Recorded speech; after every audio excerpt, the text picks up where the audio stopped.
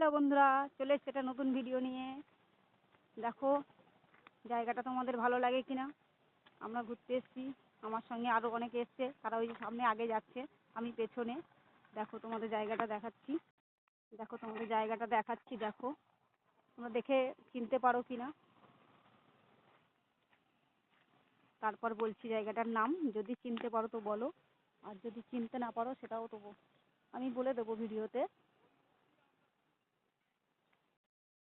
এই জায়গাটার নাম হলো কৈফুল, রাজারহাট কৈফুল। দেখো জায়গাটার ভিউটা কত সুন্দর। কৈফুলে সে ভাইরাল চায়ের দোকান। চলো চায়ের দোকানটা তোমাদের দেখাই, চা খাওয়াটা পরের ভিডিওতে দেখাবো।